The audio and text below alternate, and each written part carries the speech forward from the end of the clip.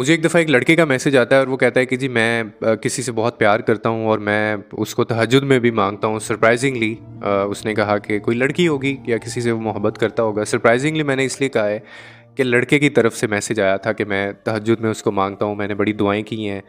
और क्योंकि लड़कियों के फ़ीमेल्स के तो अक्सर आते रहते हैं मैसेजेस और बड़े आते हैं कि जी मैं तहज्जुद में मांगती हूँ और मुझे वो नहीं मिलता, मेरी मोहब्बत मुझे नहीं मिलती। तो surprisingly that was from a mail. तो उसने कहा कि मैं किसी को माँगता हूँ, मैं नमाज़ें भी पढ़ता हूँ, मैंने सारी चीज़ें करके देख ली हैं, लेकिन फिर भी मुझे वो नहीं मिल रही और मामलात हमारे बनते-बनते बिगड़ जाते हैं। तो एक तो चीज़ ये क्लियर कर लें कि दुआएँ जो होती हैं ना, उनको थोड़ा-सा मतलब अपनी दुआओं को थोड़ा-सा ना सीधा कर लें।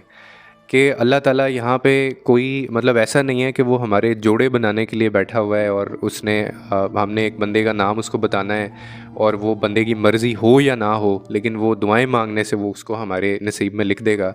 Will is very important. बंदे की जो विल होती है ना, वो बहुत इंपॉर्टेंट होती है। ऑल दो सारी रिटन होती हैं चीज़ें, अल्लाह ताला ने सारी चीज़ें उसको पता होती हैं कब क्या होना है।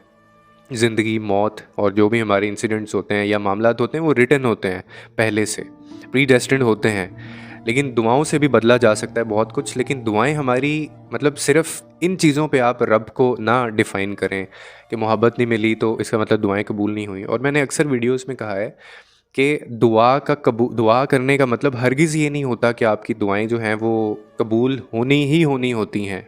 दुआओं का कबूल ना होना भी एक कबूलियत है। हाँ, वो आपकी मर्ज़ी से नहीं हो रहा, वो फिर रब की मर्ज़ी से हो रहा है, ठीक है? और जो रब की मर्ज़ी से हो रहा है, इसका मतलब ये है कि उसमें कोई ना कोई बेहतरी है या कोई ना कोई हिकमत है। अब उसको आप जान नहीं सकते, उसको मैं जान नहीं सकता क्योंकि हमारी इतनी औकात नहीं है, हमारा इतना वो ज़हन नहीं है, हमारा इतना हाफ़िज़ा नहीं है, ना हमारे पास कोई ऐसी ताकत है, ना हम वैसा ज़हन रखते हैं कि हम अल्लाह के मामलात और अल्लाह के फ़ैसले, वो चीज़ें जो हमें नज़र नहीं आ रही, जिनके ऊपर पर्दा है, यानी 10 साल बाद अगर आपकी कोई मामला है आपका, उसके लिए आप दुआ कर रहे हैं, तो आप उसके लिए इतना श्योर नहीं हो सकते जितना खुदा को पता है। कितनी सारी चीज़ें हमारी ज़िंदगी में ऐसी होती हैं, हम चाहते हैं उस तरह से हो जाए, नहीं होती उस तरह से, हम गम करते हैं उसके ऊपर, तकलीफ़ होती है हमें, बड़ा हम उसके ऊपर मातम भी करते हैं, गिला भी करते हैं। कुछ लोगों को तो मैंने देखा है कि वो दुआएँ माँगना छोड़ देते हैं, अल्लाह इबादत करना वो छोड़ देते हैं। उनका जो अल्लाह के ऊपर से ईमान होता है वो हट जाता है। कमज़ोर था इसलिए हट गया, तवक्कुल कमज़ोर हो तो हट जाता है, आप अल्लाह से दूर हो जाते हैं। आपकी कोई दुआ जो है ना, जब ना कबूल हो ना, अल्लाह के और ज़्यादा करीब होने का मतलब ये है कि आपका तवक्कुल बड़ा है और वो अल्लाह फिर बेहतरीन तरीके से आपकी ज़िंदगी का मामला भी चलाता है। तो अगर कोई शख़्स आपको तहज्जुद में नहीं मिल रहा, दुआएँ अगर आप तहज्जुद में कर रहे हैं और वो आपको नहीं मिल रहा, तो इसका मतलब है कि कुछ बीच में गड़बड़ है। कहीं न कहीं या आप उसके लिए अनफिट हैं या वो आपके लिए फिट नहीं है। आप कोई ऐसी चीज़ मतलब माँग रहे हैं जो आपकी नहीं है, ठीक है? तो अदरवाइज़ तो यहाँ पे तो पाकिस्तान के अंदर ख़ास तौर पे अल्लाह का जो 80-90% तो फिर यही दुआएँ होती हैं हमारी कि वो उसको उसका कर दे, ये मुझे मिल जाए, ये वाली उसको मिल जाए और मेरे हिस्से में ये आ जाए। और मिल भी जाए हमें हमारे मुताबिक, तो फिर भी हमारा उसके ऊपर जो है वो दिल पूरी तरह नहीं आता, हम उस पे भी राज़ी नहीं होते, हमारा फिर कहीं और ध्यान होता है। तो ऐसे मामलात नहीं चलते। तहज्जुद में इस तरह से लोगों को मांगना, और उसको बेचारी को पता ही नहीं है, जिसको मांग रहे हैं उसको पता ही नहीं होता कि आप उसको इतनी शिद्दत से मांग रहे हैं, और एक्सपेक्टेशंस ये होती हैं कि उसको मेरा कर दे, इसके अलावा ज़िंदगी में और कोई दुआ ही नहीं है। तो life doesn't work like this. और अल्लाह के लिए ये जो दुनिया है, ये कायनात है, that doesn't work like this. तो इसीलिए आपको इस चीज़ को समझना पड़ेगा। तो ये उन तमाम लोगों के लिए था। और ये मैंने ऑन डिमांड, मैंने कहा इतने सवाल आते हैं, ये तो आज मैं इस पे बोल ही दूँ।